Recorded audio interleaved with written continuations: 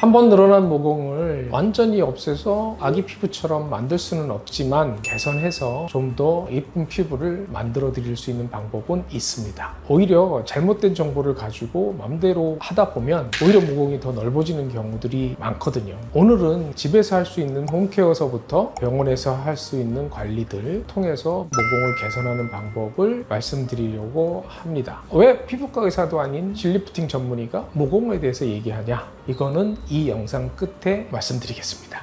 대체 모공은 왜 이렇게 넓어지는 건가요? 첫 번째는 유전적인 요인이 제일 흔한 거고, 또 하나는 이런 외부적인 환경적 요인에서 미세먼지라든지 자외선이라든지 이런 것들의 영향을 많이 받고, 특히 이제 세안을 너무 엉터리로 하게 되면 각질이 쌓여서 모공을 막게 되고, 막힌 모공은 그걸 배출하기 위해서 모공을 넓히게 되고, 이런 악순환이 되죠. 모공은 한 번 넓어지면 잘 줄어들지 않는 가장 악성적인 변화를 일으키는 거기 때문에 제일 중요한 건 안 늘어지게 해야 되는 경우가 많죠. 남성들 같은 경우 호르몬의 영향을 굉장히 많이 받죠. 그래서 피지 분비라든지 특히 여성들은 생리주기에 따른 프로게스테론이 증가할 때 또 발생하는 분들도 계시고, 또 다른 문제로 하면 나이가 들어서 생기는 문제도 있거든요. 모공을 스프링처럼 콱콱 눌러주던 이게 우리 몸에 있는 콜라겐하고 일라스틴이라는 물질이 해주는 거거든요. 나이가 들면서 콜라겐과 일라스틴이라는 물질이 줄어들게 돼요. 줄어들면 자연히 넓어질 수밖에 없죠. 그래서 세안 잘하고 수분 크림 잘 쓰고 밤에 잘 때 팩이라도 하나 하고 이런 것들을 그냥 규칙적으로 생활을 하는 게 제일 중요합니다.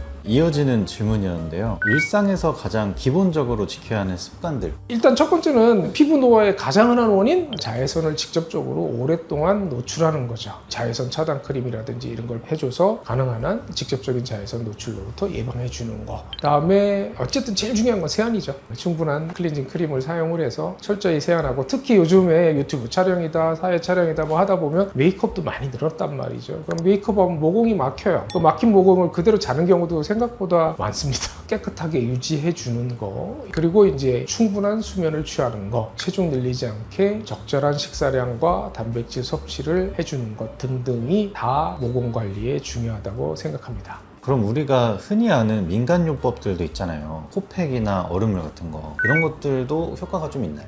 코팩으로 우리가 피지선을 많이 제거를 하다 보면 이걸 강력하게 붙여서 떼어야 되잖아요. 그러면 아주 미세하게 물리적으로 잡아 당길 때 모공이 손상받을 위험이 생기는 거죠. 우리가 뭐 여드름 났을 때 잘못 짜다 보면 거기 구멍이 더 커지잖아요. 이런 거랑 비슷한 효과를 갖고 있기 때문에 너무 자주 하게 되면 넓어진 모공이 수축이 이루어질 시간을 주지 않는 거죠. 그렇게 되면 그냥 넓어진 상태로 굳어질 수가 있고, 이제 그것도 마찬가지로 건조함을 더 유발할 수 있는 경우들이 생기기 때문에 모공 수축력이 약해지면서 넓어지게 되는 경우를 발생하게 됩니다. 그런데 그런 민간요법이 좀 불편하고 시간이 걸리니까 그걸 압축해서 만들어 놓은 것들이 화장품이잖아요. 이것도 마찬가지죠. 아주 규칙적으로 루틴하게 그냥 일상적으로 생활을 하는 게 중요하죠. 그럼 이미 모공이 너무 넓어져서 시술 받고 싶은 분들도 많은데, 그런 시술들은 어떤 것들이 좀 있을까요?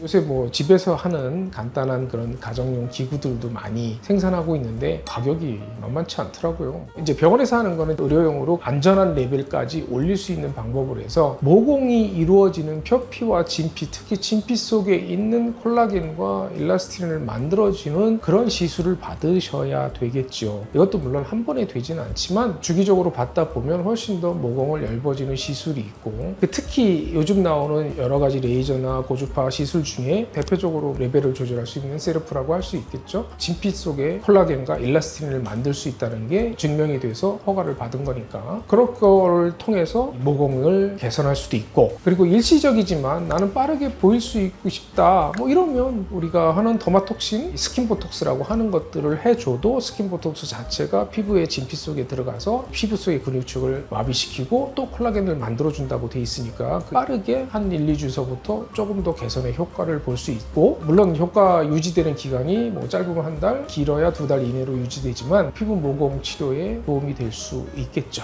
그러면 써마지나 울세라 같은 시술도 모공을 줄여줄 수 있다던데 맞나요? 그렇죠. 역시 마찬가지로 모든 이 리프팅 기술을 가지고 있는 것들은 어쨌든 진피 속에 이제 콜라겐이 만들면서 모공의 콜라겐 일라스틴 때문에 수축을 이루게 되는 그런 것들이 많으죠. 문제는 이제 여러 가지 단점이 있죠. 너무 센 열 에너지가 들어가거나 그럴 경우에는 우리 진피 밑에 있는 피하층의 지방층이 너무 작아지게 되는 거죠. 그 속에 지방이 없어짐으로써 원래는 살짝 이렇게 타원형으로 됐던 놈이 이렇게 돼버리거든요. 그러면 이제 볼거짐이나 이런 것들이 생길 위험이 있으니까 그런 레벨 조절을 잘 하셔야 됩니다. 시술마다 회복 과정이나 주의사항이 좀 다를 것 같은데 어떤 점들을 좀 알고 있어야 될까요? 대부분 이런 피부에 악영향을 주는 생활 습관들이 우리 시술 뒤에도 다 영향을 주고 그 효과를 반감시킬 수밖에 없습니다. 그 중에 아무래도 가장 나쁜 거는 술이니까 그런 시술 받고 술을 너무 자주 한다거나 막 이렇게 되면 아까운 비용을 조금 더 빨리 낭비시키는 결과를 가져올 수 있는 위험성이 있죠. 물론 이제 담배 연기 자체도 피부 노화를 일으키는 거로 알려져 있으니까 이런 것들도 영향이 있을 수 있고 저도 시술을 받아봤지만 여성들은 피부가 얇게 되면 열원이 빨리 전달이 되고 하다 보면 레이저 시술 받고 나면 생각보다 피곤해요. 당일날 충분한 수면을 충분히 해주시는 게 좋고 그리고 또 하나는 항상 피부에 제일 적인 먼지나 각질이나 이런 것들이 모공을 막으면 안 되니까 항상 세안하시는 거 메이크업하고는 꼭 지우고 주무시는 거 하고 또 시술 뒤에는 열원이 들어가니까 아무래도 콜라겐과 엘라스틴을 만드는 과정 속에서 초기에는 피부 건조증이 일어날 수 있거든요. 그렇기 때문에 수분팩이라든지 이런 거를 그 직후에는 좀 주기적으로 많이 해주시면 훨씬 더 빠른 콜라겐 형성을 도울 수가 있을 겁니다.